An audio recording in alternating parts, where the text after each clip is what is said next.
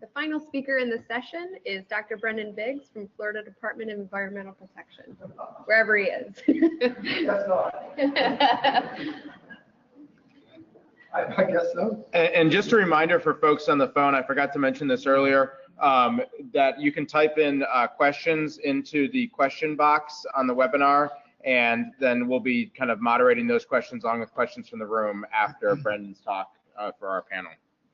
Thank you. So thanks for catching me on the way out. I appreciate that. That would have been embarrassing.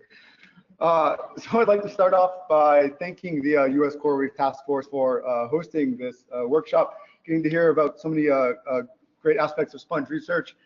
And I would also say to the local planning committee, thank you so much for your all the hard work you put into this, and that in the future no one should have to go after Mark Butler. His talks are very good and makes it difficult. So the work I'll be talking about today is part of my dissertation research that focused on the relative recovery ability of Caribbean coral reef sponges. So the factors that influence recovery, how that then influences population dynamics, and that's for potential use in restoration, and also just their ecological knowledge. But also, this research is really in the vein of the beneficial consequences of sponge recovery on at a community level or an ecosystem level.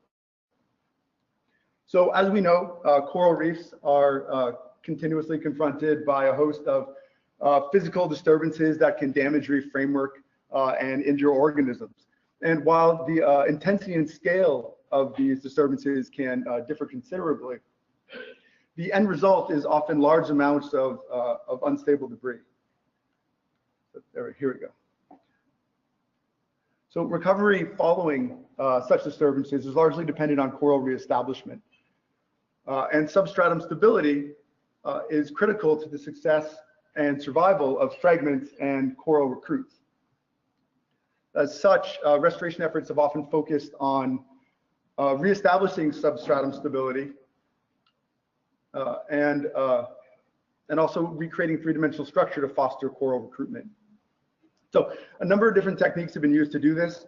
For example, we can take concrete and we can bind loose material or fractured framework together, or we can even remove rubble completely, and we can replace it with various types of concrete structures like domes and mats, etc. The problem with these different methods and with these agents and these structures is that they're unnatural, often costly, potentially less attractive than the habitat that was there prior to this, and possibly unfavorable to coral larvae.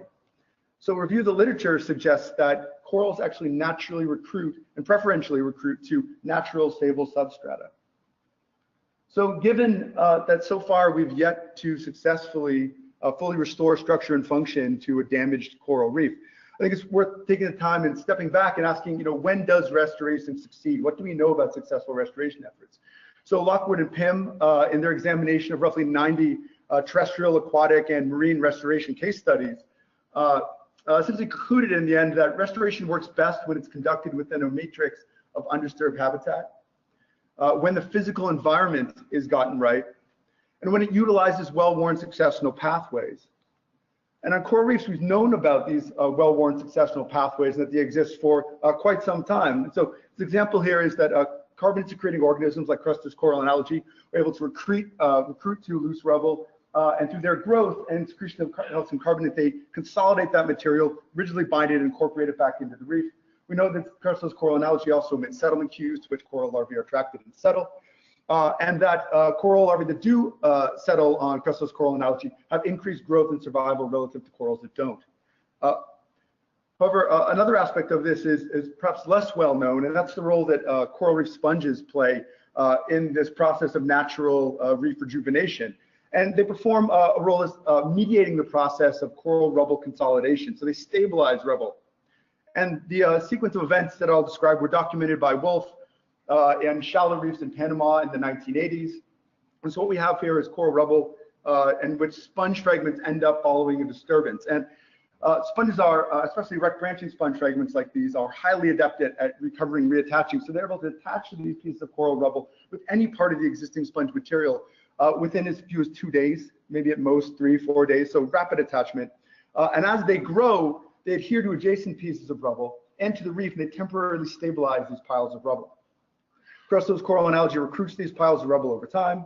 And as it grows, because the piles are temporarily stabilized by sponges, it's able to rigidly bind and consolidate these piles of rubble, reincorporating them into the reef. Without sponge stabilization, what happens is bioturbation and also wave energy consistently disrupts this process. And so you can end up with crustose coral and algae encoded pieces of rubble that are loose on the bottom, but not rigid stabilization and consolidation of these piles like this.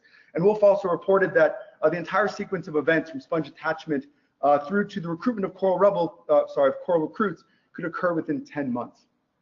So given that we know that there are natural reef recovery pathways out there, the successional processes, it's interesting and sort of unfortunate that restoration is sort of largely overlooked ecological processes like this that can perhaps improve restoration outcomes. So what I have attempted to do is experimentally assess using fragments of coral reef sponges to generate stable substrata to therefore foster coral recruitment. And I've tried to do this in a setting where I'm comparing this technique against potential alternatives, other currently used techniques, so I can judge its performance relative to what's currently being used.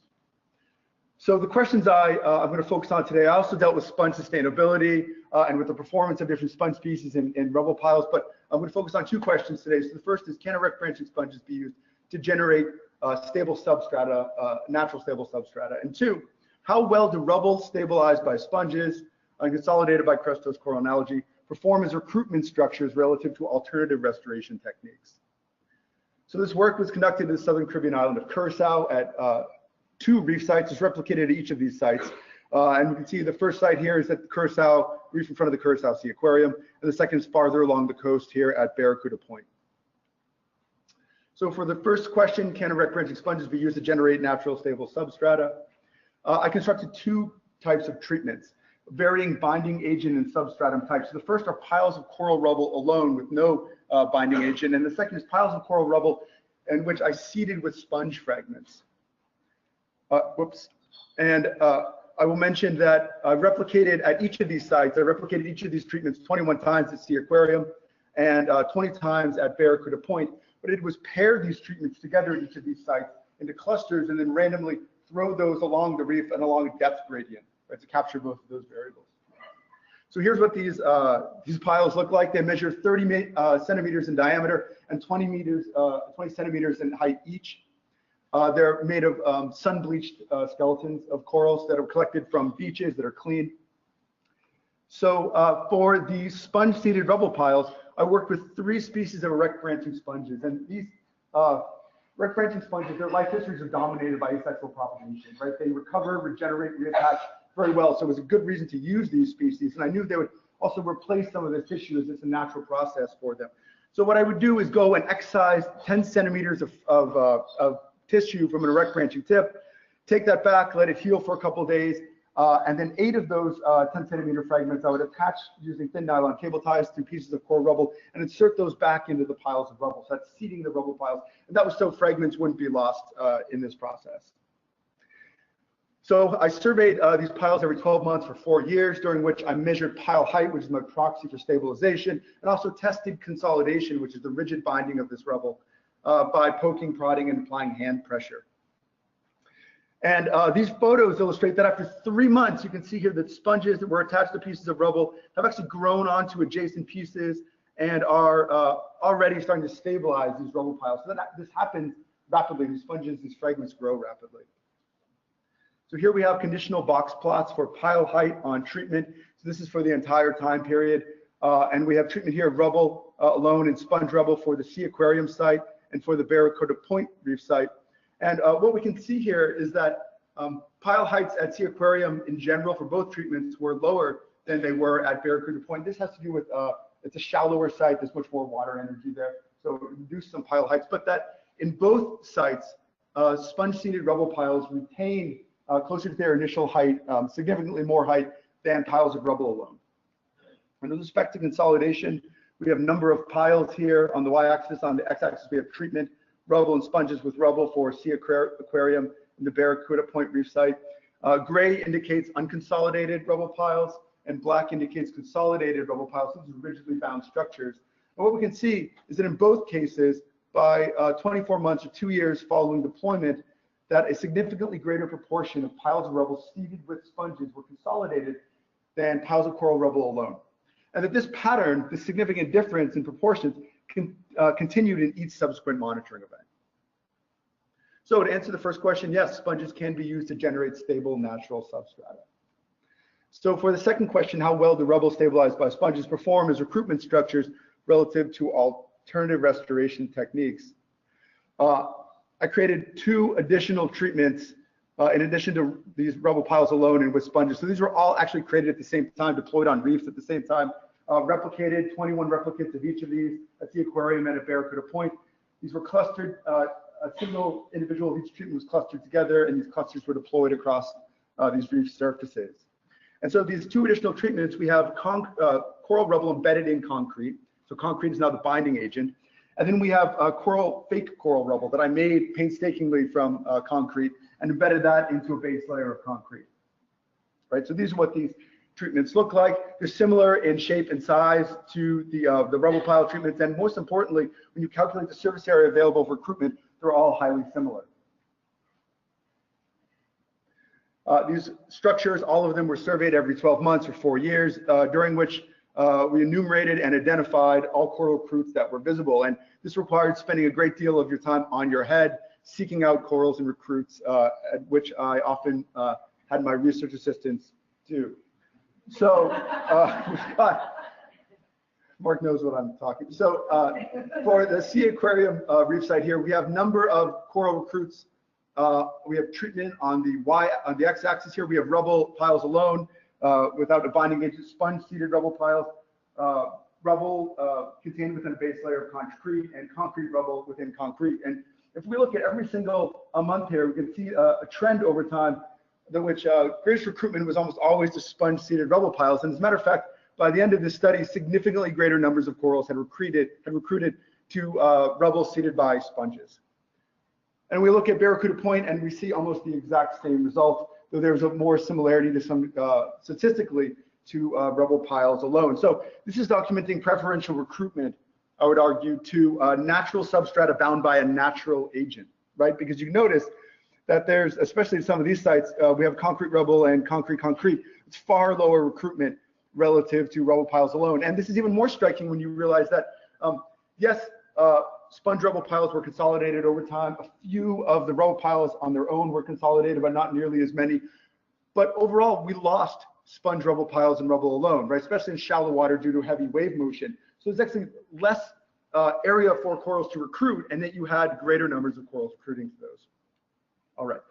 So then looking just at 4 years following deployment, we can see again greater numbers of recruits to sponge-seeded rubble, but perhaps more importantly here in this figure, we can see that a greater diversity of corals recruited to this treatment than to any other treatment, though maybe not as clear from the Sea Aquarium site. But importantly also that the sponge-seeded rubble treatment was the only treatment to which framework building corals recruited.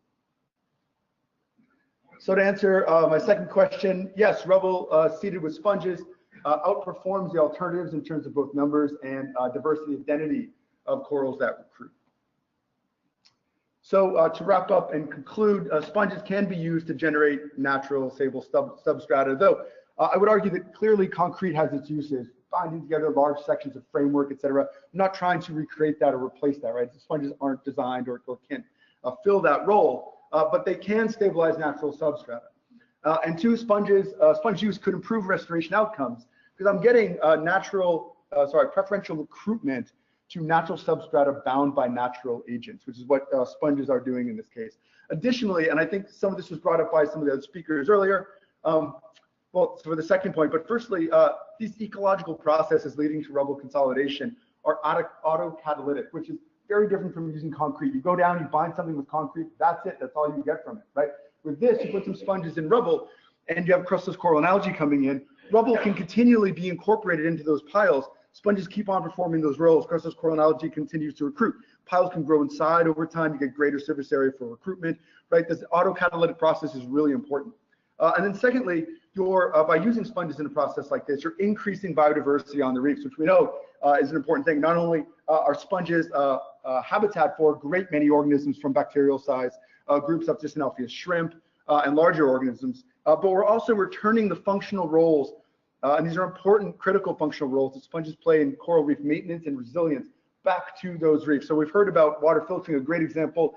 Henry Rice-Wing in the 1970s went out to the Discovery Bay, and just based on the sponge biomass in the bay, was able to calculate that the sponges turn over the entire water column each day down to a depth of 30 meters, right? You're pulling out bacterial sized particles. There's no functional redundancy for that kind of feeding on coral reefs. You lose sponges, you don't have sponges as part of your community, you don't have those roles being performed. So for those reasons, you might want to consider employing sponges in restoration efforts to improve outcomes. So with that, I'll acknowledge my funding sources and also the great many people that helped with the research. Thank you.